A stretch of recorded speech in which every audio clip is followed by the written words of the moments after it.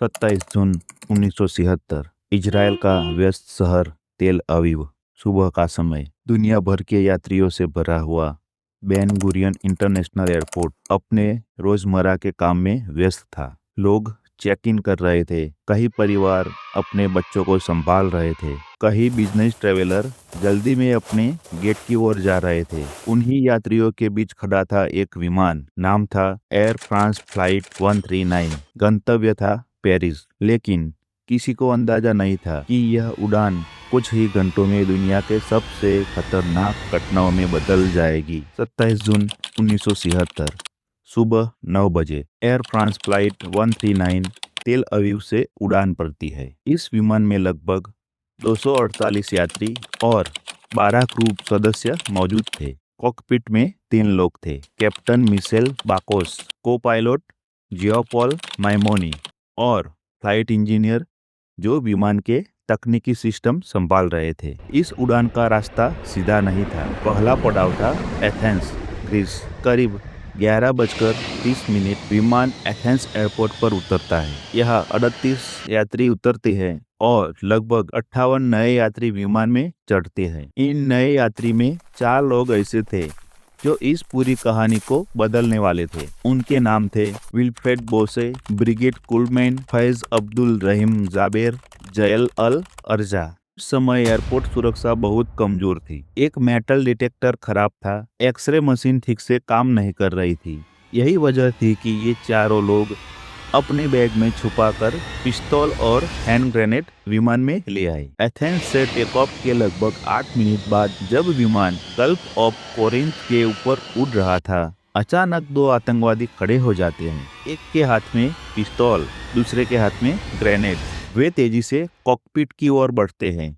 इसी समय economy class में बैठे 2 और आतंकवादी भी उड़ जाते हैं। कुछ ही मिनट में पूरा विमान आतंकवादियों के नियंत्रण में आ जाता है। कॉकपिट का दरवाजा खुलता है। विल्फ्रेड बोसे कैप्टन मिशेल बाकोस के सिर पर बंदूक रख देता है और कहता है, यह विमान अब पेरिस नहीं जाएगा, इसे दक्षिण की ओर मोड़ो। अब विमान का रास्ता बदल चुका था। यह अब अफ्रीका की ओर उड़ रहा था। कुछ ही मिनटों के बाद हाईजैकर विमान के माइक्रोफोन से घोषणा करता है, यह विमान अब हमारे नियंत्रण में है। अगर किसी ने आदेश नहीं माना तो हम उसे उड़ा देंगे। विमान के अंदर अचानक सन्नाटा छा जाता है। कुछ लोग रोने लगते हैं, कुछ प्रार्थना करने लगते हैं। करीब 3 बजे विमान पहुंचता है लीबिया के शहर बेनगाजी। यह विमान लगभग 7 घंटे तक खड़ा रहता है। ईंधन भरा जाता है, यात्रियों को थोड़ा खाना दिया जाता है। फिर रात में विमान दोबारा उड़ान भरता है। अब उसका अंतिम गंतव्य था एंटेबे इंटरनेशनल एयरपोर्ट, युगांडा। 29 जून 1977 सुबह 3:15 विमान एंटेबे एयरपोर्ट पर उतरता है। लेकिन यहाँ का दृश्य देखकर यात्री और डर जाते हैं। पूरे एयरपोर्ट पर युगांडा की सेना तैनात, मशीन गन, सैनिक, सब कुछ। उस समय युगांडा का शासक था इदी अमीन, दुनिया के सबसे खतरनाक तानाशाहों में से एक। सभी यात्रियों को एयरपोर्ट के पुराने टर्मिनल में ले जाया गया। फिर आतंकवादियों ने पासपोर्ट चेक करना शुरू किया और यात्रियों को 2 हिस्सों में बांट दिया। एक तरफ यहूदी और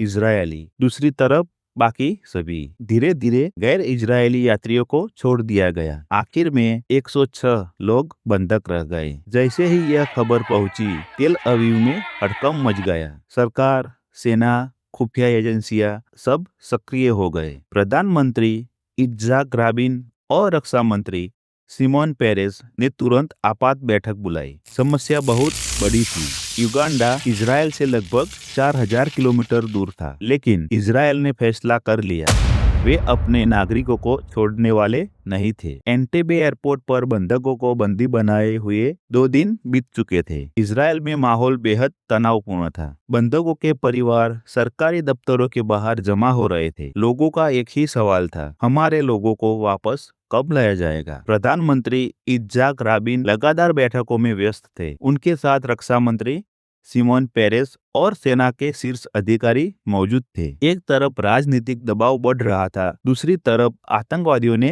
धमकी दी थी, अगर उनकी मांगे पूरी नहीं हुई तो सभी बंधकों को मार दिया जाएगा। आतंकवादियों की मांग साफ थी, इजरायल की जेलों में बंद 40 फिलिस्तीनी कैदियों को रिहा किया जाए। इसके अलावा दुनिया के अलग अलग देशों की जेलों में बंद 13 और आतंकवादियों को भी छोड़ा जाए। अगर ऐसा नहीं हुआ तो बंधकों को मार दिया जाएगा। अब दुनिया की निगाहें इजराइल पर थी। इजराइल की खुफिया एजेंसी मोसाद तुरंत सक्रिय हो गई। रिहा किए गए यात्रियों से पूछताछ की गई। उन्होंने टर्मिनल के अंदर की हर जानकारी दी। कितने आतंकवादी है, वे कहाँ खड़े रहते हैं, बंधक किस कमरे में है, किस दरवाजे से अंदर जाना संभव है। इसी दौरान एक बेहद महत्वपूर्ण जानकारी सामने आई। एंटेबे एयरपोर्ट का जो पुराना टर्मिनल था, उसे कई साल पहले एक इजरायली निर्माण कंपनी ने बनाया था। इसका मतलब था इजराइल के पास उस इमारत का पूरा नक्शा मौजूद था। हर कमरा, हर गलियारा, हर दरवाजा। अब योजना बनाना आसान हो गया। इजराइल ने एक और कोशिश की। उन्होंने युगांडा के तानाशाह इदी अमीन से संपर्क करने की कोशिश की। एक पूर्व इजरायली अधिकारी जिसकी इदी अमीन से पुरानी पहचान थी, उसे फोन पर बातचीत के लिए भेजा गया। उसे कहा गया कि इदी अमीन को समझाओ, अगर वह बंधकों को छुड़वा दे तो उसे अंतर्राष्ट्रीय हीरो बना दिया जाएगा। यहाँ तक कहा गया कि उसे नोबेल पीस प्राइज दिलाने की कोशिश की जाएगी। लेकिन इदी अमीन टस से मस्त नहीं हुआ। उसने साफ कहा, मेरे हाथों में कुछ नहीं है।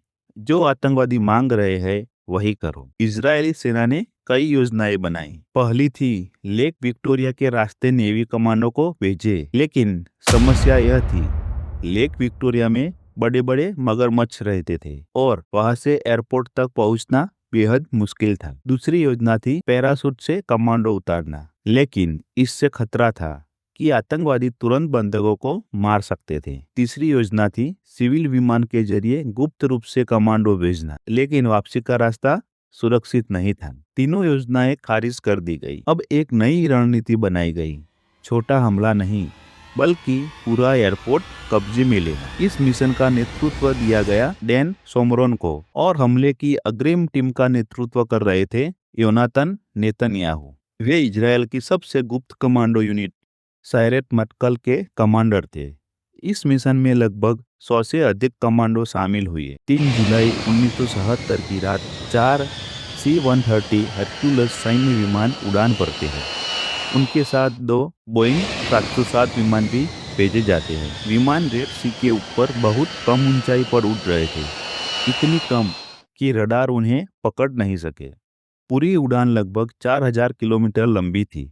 मोसाद ने एक चतुर योजना बनाई। कमांडो अपने साथ एक काली मर्सिडीज और 2 लैंड रोवर लेकर जा रहे थे, क्योंकि इदी अमीन अक्सर इसी तरह के काफिले में चलता था। योजना यह थी, एयरपोर्ट के सैनिकों को लगे कि इदी अमीन खुद एयरपोर्ट पर आया है। इस चाल से वे सीधे टर्मिनल के पास पहुंच सकते थे। कई घंटों की खतरनाक उड़ान के बाद इजरायली विमान युगांडा की सीमा के पास पहुंच चुके थे।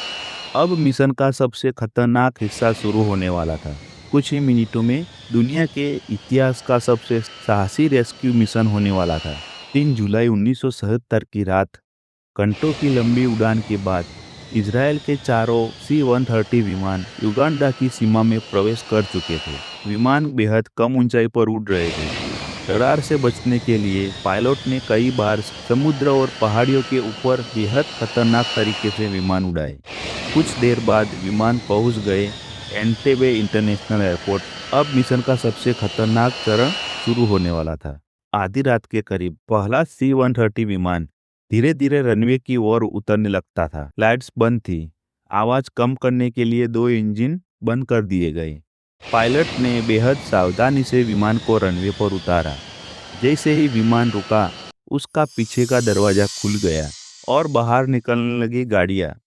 सबसे पहले बाहर आई एक काली मर्सिडीज, उसके पीछे 2 लैंड रोवर। यह कोई साधारण गाड़ियां नहीं थी। इन्हें खास योजना के तहत लाया गया था, क्योंकि इदी अमीन अक्सर इसी तरह के काफिले में चलता था। योजना यह थी कि एयरपोर्ट के सैनिकों को लगे कि शायद इदी अमीन खुद एयरपोर्ट पर आया है। मर्सिडीज के अंदर बैठे थे इजरायल की विशेष कमांडो यूनिट सायरेत मटकल के सैनिक। उनका नेतृत्व कर रहे थे योनातन नेतन्याहू। काफिला धीरे धीरे ओल्ड टर्मिनल की ओर बढ़ने लगा। स्पीड लगभग 40 किलोमीटर प्रति घंटा रखी गई। ठीक वही गति जिससे ईदी अमीन का काफिला चलता था। लेकिन तभी एक समस्या सामने आ गई। कुछ दिन पहले ईदी अमीन ने नई सफेद मर्सिडीज खरीद ली थी। एयरपोर्ट के सैनिकों को अब काली मर्सिडीज देखकर शक हो गया। 2 युगांडा सैनिकों ने काफिला रोक दिया। कमांडो समझ गए कि अब भेद खुलने वाला है। मर्सिडीज की खिड़की नीचे हुई, एक साइलेंसर लगी पिस्तौल बाहर आई और पहली गोली चली। एक सैनिक वही गिर पड़ा, लेकिन दूसरी गाड़ी से एक कमांडो ने बिना साइलेंसर के गोली चला दी और उसकी आवाज पूरे एयरपोर्ट में गूंज गई। अब पूरी तरह स्पष्ट हो चुका था, ऑपरेशन शुरू हो चुका था। कमांडो तुरंत गाड़ियों से उतर गए। ओल्ड टर्मिनल लगभग 300 मीटर दूर था। वे दौड़ते हुए सीधे इमारत की ओर बढ़े। दूसरी तरफ विमान से निकल के कमांडो ओल्ड टर्मिनल की तरफ बढ़े। इसी समय युगांडा के सैनिक कंट्रोल टावर से फायरिंग करने लगे। इजरायली कमांडो ने जवाबी गोलीबारी की और तेजी से टर्मिनल की ओर बढ़ते रहे। जैसे ही कमांडो ओल्ड टर्मिनल के हॉल में घुसे, उन्होंने जोर से चिल्लाया, सब लोग नीचे लेट जाओ, हम इजरायली आर्मी हैं। यह आदेश अंग्रेजी और हिब्रू दोनों भाषा में दिया गया। बंधक जमीन पर लेट गए, लेकिन आतंकवादी फायरिंग करने लगे। कुछ ही सेकंड में 3 आतंकवादी मार दिए गए। बाकी आतंकवादी पास के कमरे में छिप गए। कमांडो ने ग्रेनेड फेंका और अंदर घुसकर बाकी आतंकवादियों को भी मार गिराया। कुछ मिलकर सभी 7 आतंकवादी मारे गए।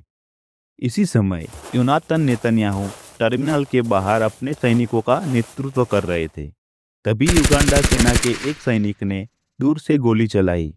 गोली योनातान नेतन्याहू को लगी। वे जमीन पर गिर पड़े और कुछ ही मिनटों में उन्होंने दम तोड़ दिया। वे इस मिशन में शहीद होने वाले एकमात्र इजरायली सैनिक थे। इसी दौरान दूसरी इजरायली टीम एयरपोर्ट के उस हिस्से में पहुंच चुकी थी जहां युगांडा एयरफोर्स के विमान खड़े थे। वहां 11 मिग फाइटर जेट खड़े थे। अगर ये विमान उड़ जाते तो इजरायली विमानों का पीछा किया जा सकता था। इसीलिए कमांडो ने एक एक करके सभी मिग फाइटर्स को विस्फोटकों से उड़ा दिया गया। कुछ ही मिनटों में पूरा एयरफोर्स सेक्शन जल रहा था। अब तक टर्मिनल पूरी तरह इजरायली सेना के नियंत्रण में था। बंधकों को जल्दी जल्दी C-130 विमानों तक ले जाया गया। कुछ 106 बंधकों में से 3 की गोलीबारी में मौत हो गई। एक महिला दोराबरोज अस्पताल में भर्ती थी। बाकी 102 लोगों को सुरक्षित निकाल लिया गया। पूरे ऑपरेशन में इजरायली कमांडो एंटेबे एयरपोर्ट पर सिर्फ 53 मिनट रहे।